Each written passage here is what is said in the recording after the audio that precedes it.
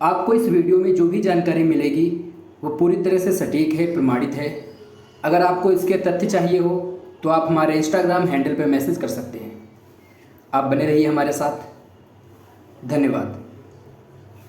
हमारे शरीर में मुख्य रूप से 8 चक्र हैं। वेद शास्त्रों एवं पुराणों के अनुसार 6 चक्रों का ही नाम अधिक प्रचलित है, जिसे षष्ठ चक्र क्रिया भेदन के नाम से भी कहा जाता है। इनको जागृत करने से पहले, एक्टिवेट करने से पहले आपको कुंडलिनी को जागृत कर लेना चाहिए। जब आपकी कुंडलिनी जागृत होगी तो ये 7 चक्र भी आपके आसानी से जागृत हो जाएंगे। तो मेरा कुंडलिनी वाला वीडियो आप इससे पहले देख सकते हैं। सबसे पहले कुंडलिनी को जागृत करें, उनके बाद में इन 7 चक्रों पे आप काम करें। नंबर 1 मूलाधार चक्र, नंबर 2 स्वाधिष्ठान चक्र, नंबर 3 मणिपुर चक्र, नंबर 4 अनाहत चक्र, नंबर 5 विशुद्धारय चक्र, नंबर 6 आज्ञा चक्र, नंबर 7 शून्य चक्र जिसे सहस्त्रार चक्र भी कहते हैं, नंबर 8 है कैवल्य परम पद। इसमें से 1 से 6 तक षष्ठ चक्र कहे जाते हैं तथा 2 बाकी 7वां 8वां अपार चक्र कहे जाते हैं, अर्थात जिसका पार पाना सर्वसाधारण के लिए बिना मुख्य आधार के संभव नहीं है। अब हम बात करेंगे सबसे पहले चक्र के बारे में, मूलाधार चक्र। इसका स्थान मलद्वार तथा अंडकोश के बीच में होता है। यहाँ 4 दल का कमल है, उस पर ब्रह्मा जी विराजमान हैं। इस चक्र के खुलने पर लेखन की सिद्धि प्राप्त होती है। रोज 30 मिनट प्रकाश के साथ ध्यान करने पर चक्र खुल सकता है। उसके बाद भूमि पर बैठ जाएं। इसका अर्थ यह है कि आपको भूमि से जुड़ जाना चाहिए और उसे अपने नीचे महसूस करना चाहिए। इसे करने के लिए सीधे आराम से खड़े हो जाएं। अपने पैरों के बीच कंधों की चौड़ाई के बराबर दूरी बना लें और घुटनों को हल्का सा मोड़ें। अपने कूल्हे को थोड़ा सा आगे की ओर बढ़ाएं और अपने शरीर का संतुलन इस तरह बनाएं कि आपके शरीर का भार आपके पैरों के तलवों पर समान रूप से वितरित हो जाए। इसके बाद अपने भार को नीचे की ओर ले जाएं। इस स्थिति में कई मिनट तक बने रहें। भूमि पर बैठने के बाद आप नीचे दिए गए चित्र के अनुसार पालथी मार लें। अपने अंगूठे और तर्जनी के सिरों को शांतिपूर्ण गति से आपस में हल्के से स्पर्श करें। जन्नांगों और गुदा के बीच के बिंदु पर स्थित मूलाधार चक्र और वो जिस चीज़ के लिए है उस पर ध्यान केंद्रित करें। खामोशी से लम का उच्चारण करें। जैसे मैं बता रहा हूँ आपको, लम।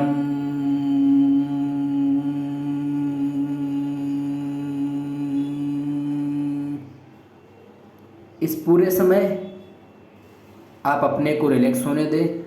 चक्र और उसके अर्थ के बारे में सोचते हुए तथा ये भी कि वो किस तरह आपके जीवन को प्रभावित करता है या प्रभावित करना चाहिए। इसको तब तक करें जब तक आप पूरी तरह से रिलैक्स ना हो जाएं। आपको एक स्वच्छ अनुभूति हो सकती है। एक बंद लाल फूल की कल्पना करें। इसे प्रकाशित करती हुई एक अत्यंत शक्तिशाली ऊर्जा की कल्पना करें। ये कल्पना आपको दोनों भौहों के बीच में अपने माथे के सामने करनी है। एक लाल फूल है जो धीरे धीरे खुलता है और ऊर्जा से भरी हुई 4 पंखुड़ियाँ दिखाई पड़ने लगती हैं और उसके चारों तरफ ऊर्जा है। श्वास को रोककर मूलाधार को संकुचित करें और ढीला छोड़ दें। आप ऐसा करेंगे प्रतिदिन, 30 दिन में ये चक्र एक्टिवेट हो जाएगा। आप अगर इसको प्रकाश के साथ, मतलब ये जो फूल है पंखुड़ी वाला है, ये जब आप पहले देखते हैं तो ये फूला हुआ नहीं है। फिर धीरे धीरे इसमें से 4 पंखुड़ी निकलती हैं और लाल प्रकाश है वहाँ पे। जो उसके पीछे है लाल प्रकाश है, आप उसको भी देखिए और मूलाधार को आप संकुचित कीजिए सांस रोककर। ऐसा आप रोज़ आधा घंटा करें। 30 दिन में आपका यह चक्र एक्टिवेट हो जाएगा। मूलाधार चक्र का रहस्य, एक बार देखा है दूसरी बार देखने की हवस है। इसका मतलब जब कुंडलिनी की यात्रा प्रारंभ होती है तब कामुकता से बचना होता है। ये जो कुंडलिनी है मूलाधार चक्र में ही होती है, क्योंकि कामुकता सजीव को भी पत्थर बना देती है। कुंडलिनी के साधक को सबसे पहले कामुकता पर विजय प्राप्त करनी होगी। कामुकता व्यक्ति की ऊर्जा को शरीर से बाहर फेंक देती है और व्यक्ति पत्थर सा हो जाता है, निर्जीव सा हो जाता है, जैसे व्यक्ति में जान ही नहीं है। जब व्यक्ति कामुकता पर विजय प्राप्त कर लेता है तब यही ऊर्जा व्यक्ति की आगे की साधना में सहायता करती है तथा साधक की सुरक्षा करती है। फिर इसी ऊर्जा पर बैठकर साधक आगे की साधना करता है। बस इस ऊर्जा को बचा कर रखना है। मूल का मतलब है जड़, यानी जहाँ व्यक्ति को अपनी जड़ को रखना है, क्योंकि मूल ही आधार है। जड़ की विभिन्न स्थानों से पानी को खींच कर लाती है और साधक को साधना में शक्ति प्रदान करती है। साधक मूल की जड़ शक्ति के आधार पर ही आगे की साधना में निरंतरता बनाए रखता है। इसलिए अपनी जड़ों को कुंड में डाले रहना है। ये कुंड ऊर्जा का स्रोत है। मूलाधार जब खुलता है तब व्यक्ति का दिमाग खुल जाता है, क्योंकि मूलाधार से ऊर्जा सीधी मस्तक में जाती है और व्यक्ति के दिमाग को खोलती है। जो व्यक्ति मूलाधार पर ही पतित हो जाता है वो व्यक्ति दिमाग में जड़ता को उपलब्ध हो जाता है। यात्रा काम वासना से प्रारंभ होती है। मनुष्य के भीतर की शक्ति जब उछाल मारती है तो सबसे पहले उसे बाहर निकालने का मार्ग मिलता है। यदि इस मार्ग से बाहर नहीं निकलती तो दूसरे पायदान स्वाधिष्ठान पर पहुंच जाती है, फिर कभी बाहर नहीं निकलती। पृथ्वी तत्व मूलाधार चक्र में रहता है। ये काम वासना का पायदान है। इसमें कामुकता पर विजय पाना है।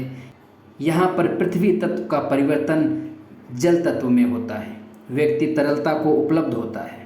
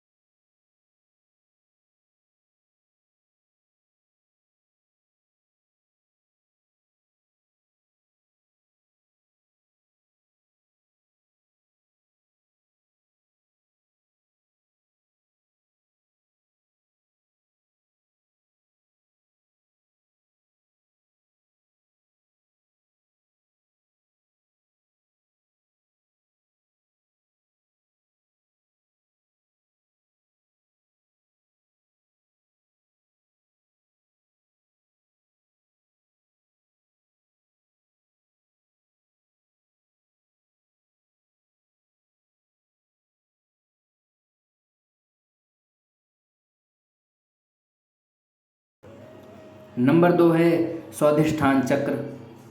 इस चक्र के रहस्य, नेकी कर दरिया में डाल। मूलाधार से उठी ऊर्जा जब बाहर नहीं निकल पाती तो ऊर्जा और ऊपर की तरफ उठ जाती है। ऊपर उठकर ऊर्जा जिस स्थान पर पहुंचती है उसे स्वाधिष्ठान चक्र कहते हैं। इसमें व्यक्ति के फेफड़े कार्य करना प्रारंभ कर देते हैं। यहाँ पर साधक को संसार से वैराग्य हो जाता है और व्यक्ति फिर परमात्मा की प्राप्ति की राह में लग जाता है और दयालु हो जाता है। व्यक्ति का हृदय परिवर्तन हो जाता है, जिससे व्यक्ति में दयालुता का प्रवेश होता है और फिर साधक बिना किसी उद्देश्य के केवल परमात्मा को साधने में लग जाता है।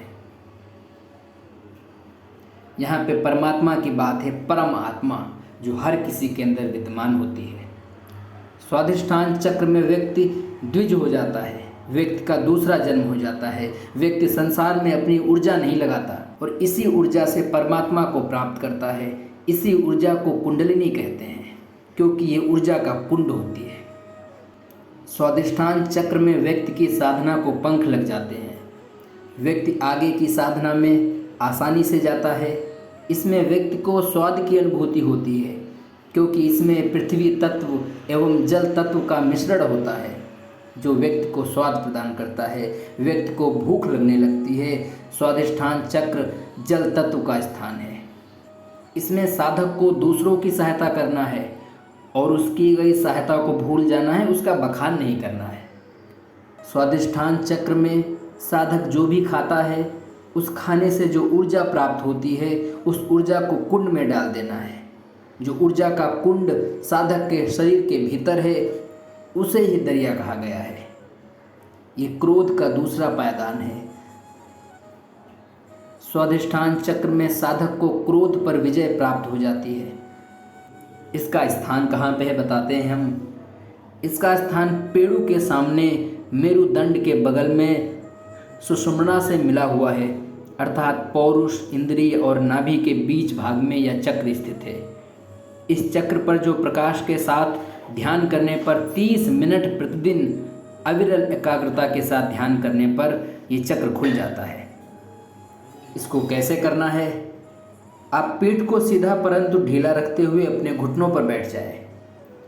आपको चित्र के द्वारा इसमें दिखाया गया होगा। हथेलियों को ऊपर की दिशा में रखते हुए अपने हाथों को एक दूसरे के ऊपर करके गोद में रख लें। बाएं हाथ को इस प्रकार नीचे रखें कि उसकी हथेली दाहिने हाथ के उंगलियों के पिछले भाग को स्पर्श करे और अंगूठे आपस में हल्के से स्पर्श करें। पीठ के निचले हिस्से में स्थित स्वादिष्ठान चक्र और वो जिस चीज़ के लिए है उस पर ध्यान केंद्रित करें खामोशी से। और इसमें आपको वम मंत्र का उच्चारण करना है। ऐसे आप बैठ जाएं और उसके बाद आप पेट में सांस ले लें। आपको इसमें पेट से सांस लेना है और वम मंत्र का उच्चारण करें। वम।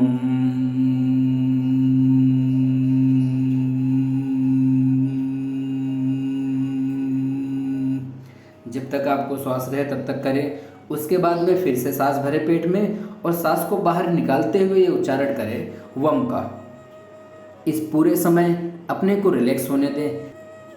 चक्र और उसके अर्थ के बारे में अभी भी सोचते हुए कि वो किस तरह आपके जीवन को प्रभावित करता है या प्रभावित करना चाहिए, उसको इमेजिन करें साथ में। वो जो इसके जो फ़ायदे हैं वो आपके दिमाग में रहें। इसे तब तक करें जब तक आप पूर्णतया रिलैक्स ना हो जाएं। आपको एक स्वच्छ अनुभूति हो सकती है। ये भी आपको लगभग 30 मिनट के आसपास करना है। और इसमें आपको जो माथे के सामने है वो आपको लौ देखनी है। लाल रंग की जो एक प्रकाश, जैसे हम मोमबत्ती जलाते हैं तो एक प्रकाश होता है, उसको आपको देखना है। दोनों भावों के बीच में आपको इमेजिन करना है। आपको शुरुआत में दिक्कत हो सकती है लेकिन आप धीरे धीरे 1-2 दिन करेंगे, उसके बाद से आपको आसानी से दिखने लगेगा प्रकाश।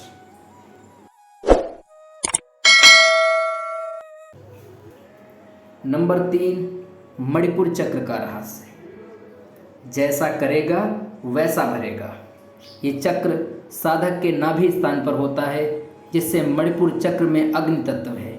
जिस प्रकार मणि अपनी अग्नि से अपने को प्रकाशित रखती है, उसी प्रकार साधक के भीतर अग्नि प्रज्वलित होती है और साधक की ये अग्नि परीक्षा होती है। साधक के शरीर में गर्मी आती है, शरीर गर्म होने लगता है और पसीने से शरीर भर जाता है। ये गर्मी और गर्मी का पसीना सहन कर लेने पर बहुत ठंडक और शांति का अनुभव होता है।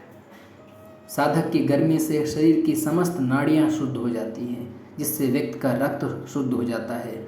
रक्त की शुद्धता से व्यक्ति के शरीर में सौम्यता रूप में और निखार आ जाता है। व्यक्ति के बदले सुंदर एवं मोहक रूप को देखकर कोई भी स्त्री आकर्षित हो जाती है। व्यक्ति को यहाँ पर लोभ से बचना चाहिए और आगे की साधना जारी रखनी चाहिए। इसमें साधक के हाथ में ताकत आ जाती है। यहाँ पर व्यक्ति को अपने कार्य पर विशेष ध्यान देना है। किसी का अहित नहीं करना है, नहीं तो साधक का भी अहित हो जाएगा।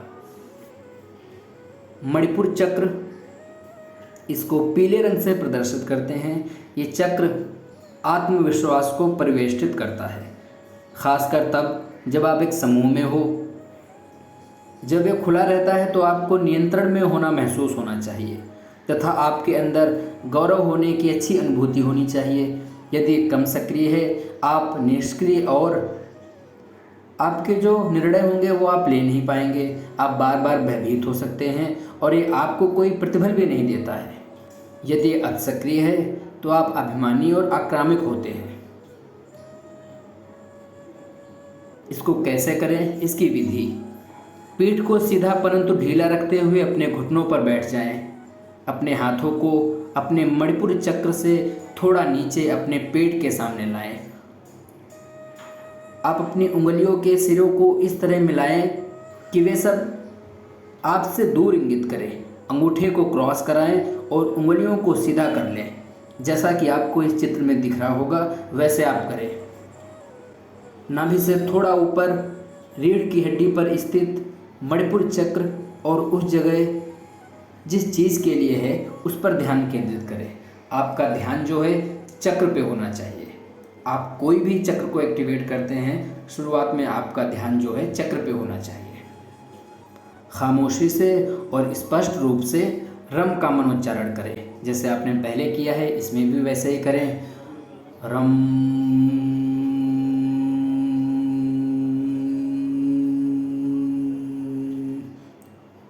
इस पूरे समय आप अपने को रिलैक्स होने दें, चक्र और उसके अर्थ के बारे में लगातार सोचते हुए, तथा ये भी कि वो किस तरह आपके जीवन को प्रभावित करता है या प्रभावित करना चाहिए, ये सब आपको सोचते रहना है। इसे तब तक करें जब तक पूर्णतया रिलैक्स ना हो जाए, लगभग 30 मिनट तक।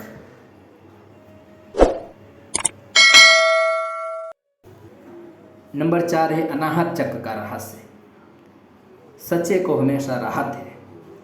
अना और हत, किसी की अना यानी बद्दुआ साधक को हत यानी नुकसान न पहुंचाए। इस बात का ध्यान इस चक्र में रखना होता है, यानी किसी को हत नहीं करना है, इससे वो व्यक्ति बद्दुआ दे और उस बद्दुआ से साधक को नुकसान हो, क्योंकि बद्दुआ हृदय से निकलती है और हृदय पर चोट करती है। इस चक्र में साधक का जब हृदय में प्रवेश होता है तो साधक सच्चा होता है। उस साधक को किसी की अना से हत नहीं होता, यानी बद्दुआ नहीं लगती है। इसलिए सच हमेशा कहना चाहिए। सच्चाई से हृदय साफ सुथरा रहता है और इस सच्चाई से व्यक्ति को राहत मिलती है, इसलिए सच्चे को हमेशा राहत है। इस चक्र में मोह उत्पन्न होता है और मोह अपनी ओर खींचता है। मोह व्यक्ति को अंधा कर देता है। इस मोह से बचने के लिए साधक के हृदय में परमात्मा के लिए प्रार्थना निकलती है और साधक का मोह से भरा अंधापन समाप्त हो जाता है। साधक की विवेक रूपी आंखें खुल जाती है। जो शक्ति साधक की मोह में खो गई थी वो पुनः साधक को प्राप्त हो जाती है। अनाहत चक्र में अन्न की आहट होती है, यानी साधक जो भी खाता पीता है उसका रस हृदय से आता है, उसका रस हृदय में जाता है, जो व्यक्ति के अंदर भिन्न भिन्न प्रकार की आहट पैदा करता है, जिससे साधक आहत हो जाता है, जिस कारण साधक की शक्ति जो उसके साथ है वो छोटी हो जाती है, साधक से अलग हो जाती है, साधक का हृदय खुल जाता है, साधक में प्रार्थना का जन्म होता है। ये वायु तत्व का चक्र है, क्योंकि बद्दुआ वायु पर सवार होकर चलती है और साधक के खुले मुंह से साधक के हृदय में प्रवेश कर जाती है। इसलिए साधक को खुले मुंह सोना नहीं चाहिए। इस चक्र के खुलने से साधक को अन्ना एवं हत से राहत मिलती है, यानी अगर साधक को किसी की बद्दुआ लगी है तो वो बद्दुआ उसे छोड़ देती है। इस चक्र में साधक की घृणा फिर प्रेम में बदल जाती है, साधक के हृदय में प्रार्थना उपजती है। अनाहत चक्र मोह का चौथा पायदान है, इसमें साधक को मोह पर विजय प्राप्त हो जाती है। हरे रंग से प्रदर्शित करते हैं इस चक्र के बारे में। ये चक्र प्रेम प्रवाह करने तथा लाड़ प्यार के बारे में सब कुछ है। जब ये खुल जाता है तब हमेशा आप सौहार्दपूर्ण रिश्तों में कार्य करते हुए आप दयालु और मित्रवत प्रतीत होते हैं। यदि कम सक्रिय है आप सर्द मिजाज और आपका व्यवहार सही नहीं होगा, मतलब कि अमैत्रीपूर्ण होते हैं। यदि अति सक्रिय हैं आप लोगों के प्रति इतने स्नेही होते हैं कि आप उनका दम ही घोट देते हैं और इसके कारण आप स्वार्थी की तरह समझे जा सकते हैं। तो आपको खुलने के बाद में आपको नियंत्रण में रखना है, इसको आपको ध्यान दे के रहना है। यह आप कैसे करें एक्सरसाइज विधि। पालथी मारकर बैठ जाएं अपने दोनों हाथों में तर्जनी और अंगूठे के सिरों को स्पर्श करने दें। अपने बाएं हाथ को अपने बाएं घुटनों पर रखें और दाहिने हाथ को छाती के निचले हिस्से के सामने रखें। आपको जैसा कि चित्र में दिखाई पड़ रहा है, आप वैसे चीज़ों को करें। हृदय के स्तर पर रीढ़ की हड्डी पर स्थित अनाहत चक्र और वो जिस चीज़ के लिए है उस पर ध्यान केंद्रित करें। खामोशी से स्पष्ट रूप से यम का उच्चारण करें। यम।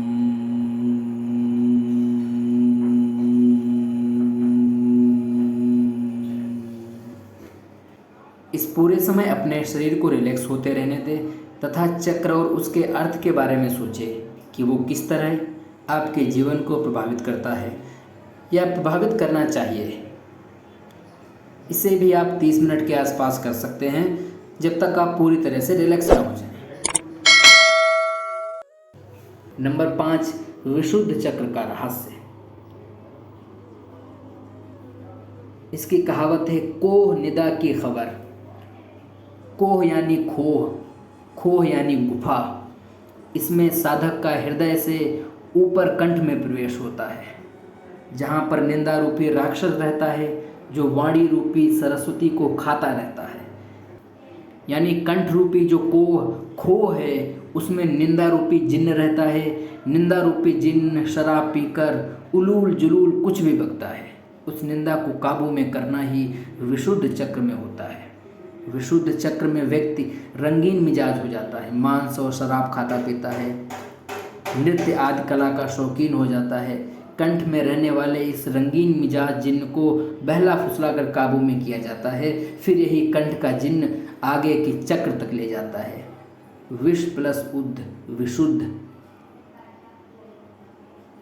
पहले जब किसी को विष देकर मारा जाता था तो उसकी आखिरी इच्छा पूछी जाती थी। ये आखिरी इच्छा फिर बाद में विष के कारण से इसको विष कहने लगे और फिर इच्छा की जगह विष का प्रयोग होने लगा।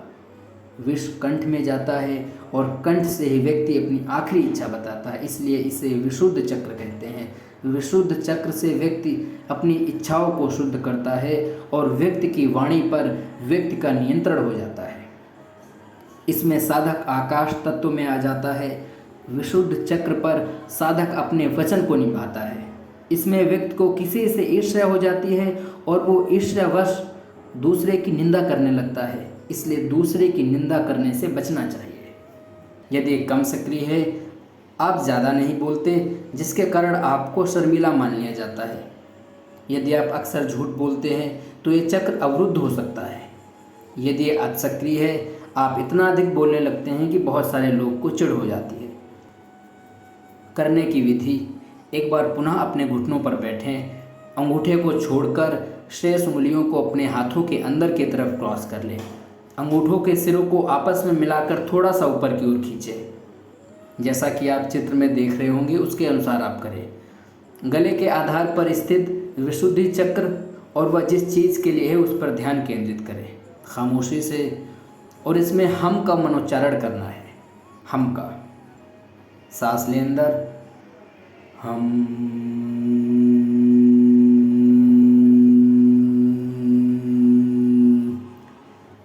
श्वास छोड़ते हुए हम का उच्चारण करना है, हम। इस पूरे समय अपने शरीर को रिलैक्स होने दें तथा चक्र और उसके अर्थ के बारे में सोचें कि वो किस तरह आपके जीवन को प्रभावित करता है या करना चाहिए। इसे लगभग 5 मिनट तक करते हैं और स्वच्छ अनुभूति एक बार फिर तीव्र हो जाती है। इसको आप 5 मिनट भी कर सकते हैं और 10 मिनट के आसपास भी कर सकते हैं। नंबर 6, आज्ञा चक्र का रहस्य। मुर्गाबी के अंडे के बराबर का मोती। ये माना जाता है कि ये चक्र आज्ञा देता है कि ये करो वो करो, यही इसका तिलिस्म है। ये चक्र जब सक्रिय होता है तब व्यक्ति को माथे के बीच में एक फिल्म की भांति सब कुछ दिखाई देने लगता है। साधक की दिखने की क्षमता बढ़ जाती है, इसलिए इसे तृतीय नेत्र भी कहते हैं, थर्ड आई भी कहते हैं। आज्ञा चक्र आकार में तो तिल के जितना है, परंतु ये मुर्गाबी के अंडे के जितना बराबर आभासित होता है। जिस प्रकार से सिम से सब कुछ देख सकते हैं, यानी सिम से इंटरनेट में प्रवेश किया जाना और इंटरनेट में सब कुछ दिख जाना, उसी प्रकार तृतीय नेत्र सब दिखा देता है। इस आज्ञा चक्र के नेत्र में बड़े बड़े साधक फंस जाते हैं, यही इसी आज्ञा चक्र में वापिस मूलाधार चक्र में आ जाते हैं। आज्ञा चक्र सब कुछ प्रदान करता है। इस आज्ञा चक्र को सिद्ध करने वाला साधक अपने आप को परमात्मा से कम नहीं समझता है, और यही एक कारण आज्ञा चक्र से साधक के पतन का कारण बनता है, क्योंकि आज्ञा चक्र पर बैठा साधक तिलिस्म के तिलिस्म में फंस जाता है। साधक भगवान को चुनौती देता है, अपने आप को भगवान कहता है। आज्ञा चक्र में कुंडलिनी शक्ति साधक की सहायता करने के लिए आ जाती है। साधक की उल्लू की नज़र यहीं पर काम आती है। साधक का भीतर का जागरण कार्य करता है। साधक को आज्ञा चक्र पर सबसे अधिक सावधान रहने की आवश्यकता है, क्योंकि आज्ञा चक्र पर राग द्वेष में साधक फंस सकता है। यहाँ पर साधक तांत्रिक प्रयोगों का सहारा लेकर अपने आसपास माया रूपी संसार का निर्माण कर लेता है, और फिर साधक तांत्रिक बनकर अपनी इसी माया की दुनिया में खो जाता है। साधक अपनी माया के अहंकार में उलझ जाता है। भोग विलास सब यही इसी चक्र में पूरे करता है, क्योंकि तंत्र में पंच मकार का सेवन किया जाता है। यही पंच मकार मध्य मांस मृत्य मुद्रा मैथुन साधक को आज्ञा चक्र से सीधे मूलाधार चक्र में गिरा देता है। यहाँ पर साधक को याद रखना है कि साधक को तृतीय नेत्र से ऊपर उठना है, आज्ञा चक्र से ऊपर उठकर सहस्तार परमात्मा तक जाना है। यहाँ पर आज्ञा चक्र ही साधक को परमात्मा तक जाने की आज्ञा देता है। तृतीय नेत्र एक प्रकार का चेक पॉइंट है, जहाँ पर साधक की योग्यता की जांच की जाती है और फिर उसे आगे की यात्रा के लिए परमिशन दी जाती है। इसीलिए यहाँ पर साधक को एक विशेष प्रकार का तृतीय नेत्र मिलता है। साधक फिर इसी तृतीय नेत्र से परमात्मा की तरफ यात्रा जारी रखता है। ये इस प्रकार से है जैसे कोयले की खदान में व्यक्ति के सिर पर टोप होता है और टोप के ऊपर एक बल्ब होता है। इसी बल्ब की रोशनी में फिर कोयले की खदान में यात्रा की जाती है। इसी प्रकार साधक का तृतीय नेत्र खुलता है। ये तृतीय नेत्र से ही साधक परमात्मा तक पहुँचता है। ये तृतीय नेत्र माया और प्रकृति में अंतर बता देती है। यहाँ पर साधक को परमात्मा के संदेश भी प्राप्त होने लगते हैं। परमात्मा के संदेश का आशय है कि साधक अब परमात्मा की सुनने लगता है, और परमात्मा की सुनना ही ध्यान का लगना है। यहीं पर मेडिटेशन प्रारंभ होता है, क्योंकि साधक को तिल के आकार के तृतीय नेत्र के साथ ही एक सिम भी मिलती है। ये सिम परमात्मा से कनेक्ट करने के लिए होता है, इसलिए इस चक्र को हम तिलिस्म भी कहते हैं। इसी आज्ञा चक्र पर साधक को प्रज्ञा यानी विजडम मिल जाती है, यानी साधक की बुद्धि जो बुढ़ी हो चुकी थी फिर से जवान हो जाती है। इसी प्रज्ञा के बल पर साधक प्रकृति और माया में अंतर को पहचान लेता है, यानी झूठ एवं सच को पहचानने की समझ आ जाती है। आज्ञा चक्र के सिद्ध हो जाने पर साधक के टखनों में जान आ जाती है। इस आज्ञा चक्र का लालच सभी को है। इसी आज्ञा चक्र के चक्कर में बहुत से लोग कुंडलिनी शक्ति को जगाने के चक्कर में लग जाते हैं। इसी आज्ञा चक्र से बड़े बड़े साधक परमात्मा से चूक जाते हैं और वापस मूलाधार पर पहुंच जाते हैं। इस आज्ञा चक्र का भेदन लगातार ध्यान में बैठने पर होता है। लगातार ध्यान में बैठने से आज्ञा चक्र की कोई भी आज्ञा नहीं मानने से धीरे धीरे ये शांत हो जाता है और व्यक्ति में शांति का उद्भव होता है। फिर व्यक्ति शांति, निश्चिंतता और धैर्य से परमात्मा की तरफ बढ़ता है। इसको एक्टिव करने की विधि, सबसे पहले पालथी मारकर बैठें और अपने हाथों को छाती के निचले हिस्से के सामने रखें। दोनों हाथों के बीच की उंगलियां, मध्यमा उंगली सीधी होनी चाहिए और उसके सिरे आपस में इस तरह स्पर्श करने चाहिए कि उनकी दिशा आपसे दूर इंगित हो, जैसा कि आपको चित्र में दिखाया गया है। अन्य उंगलियां मुड़ी हो और दोनों ऊपरी पोर पर स्पर्श कर रही हो। अंगूठे के सिरे आपके दिशा में इंगित करते हुए स्पर्श कर रहे हो। दोनों भौहे के केंद्र से थोड़ा ऊपर स्थित आज्ञा चक्र होता है और वो जिस चीज़ के लिए है उस पर ध्यान केंद्रित करें। ये चक्र आपका माथे के बीच में, दोनों भौहे के बीच में थोड़ा सा ऊपर होता है। आपको करते समय इस पर ध्यान केंद्रित करना है और जिस चीज़ के लिए है उस चीज़ के बारे में सोचना है। खामोशी के साथ आप स्पष्ट रूप से सांस को अंदर लें, उसके बाद में ओम का उच्चारण करें या औ का उच्चारण करें। आपका ये उच्चारण बहुत स्लो करना है कि इसकी आवाज़ बस आप तक रहे या थोड़ा सा आसपास हो सके, आपको बहुत तेज़ नहीं करना है। इस पूरे समय शरीर थोड़ा स्वाभाविक रूप से रिलैक्स हो जाना चाहिए और चक्र तथा उसके अर्थ के बारे में सोचते रहें कि वो किस तरह आपके जीवन को प्रभावित करता है या कर सकता है। इसे आप तब तक करते रहें जब तक स्वच्छ अनुभूति वापस आती हुई या तीव्र होती हुई न लगे। लगभग आप इसको 30 मिनट के आसपास कर सकते हैं।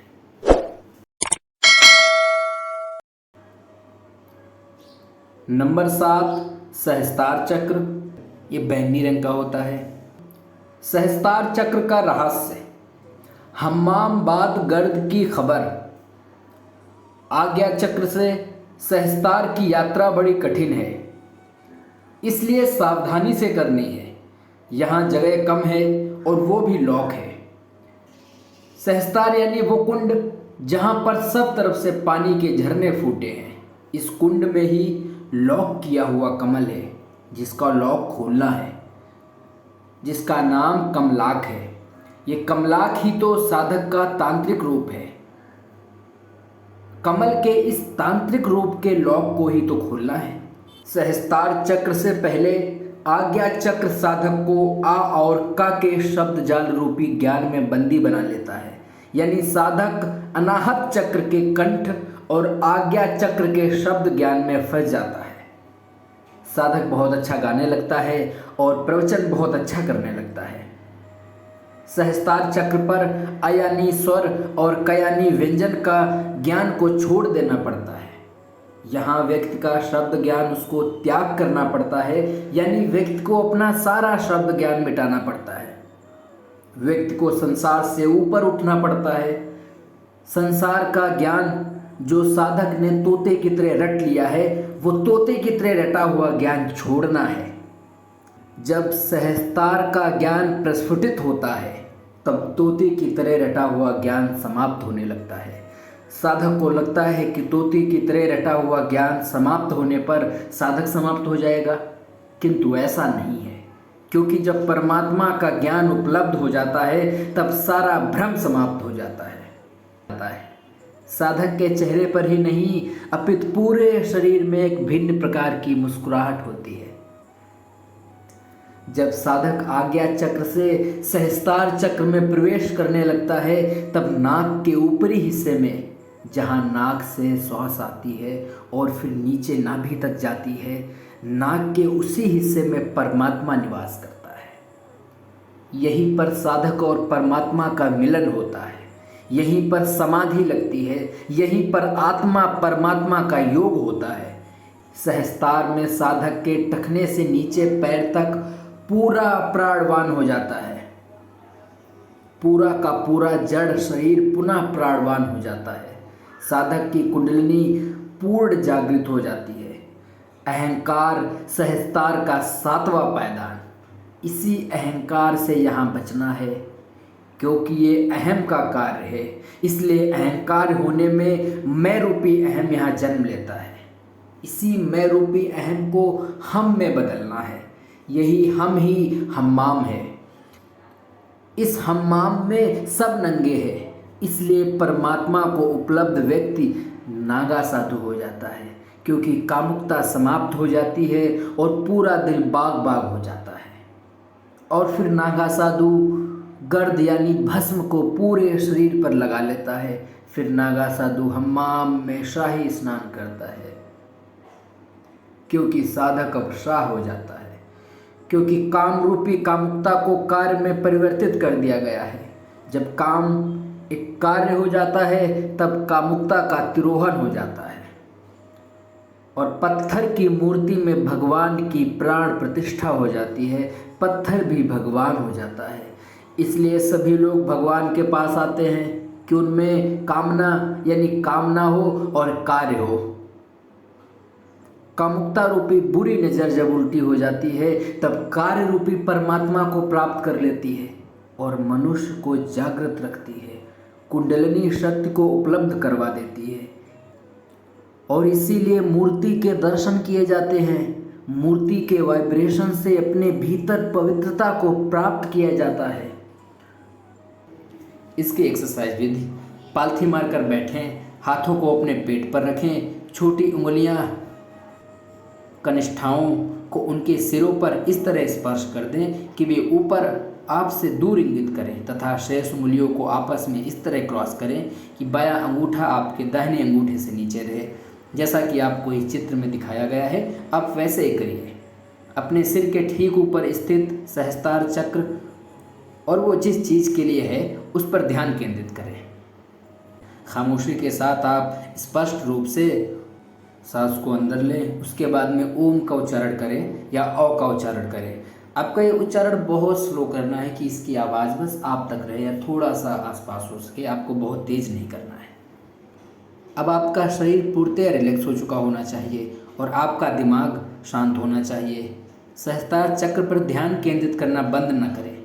ये ध्यान सबसे लंबा होता है और इसमें 20 मिनट से कम समय नहीं लगना चाहिए। आपको 20 या 30 मिनट जैसे और सारी एक्सरसाइज किया है, आपको वैसे ये करना चाहिए। इसमें चेतावनी है, यदि आपका मूलाधार चक्र सशक्त या खुला हुआ ना हो तो सहस्त्रार के लिए इस मेडिटेशन का प्रयोग न करें। इस अंतिम चक्र पर कार्य करने से पूर्व सर्वप्रथम आपको एक सशक्त नींव की आवश्यकता होती है, जो आपको मूलाधार के अभ्यास से मिलेंगी। तो आपको चक्र जब एक्टिवेट करना है तो क्रमशः एक्टिवेट करें।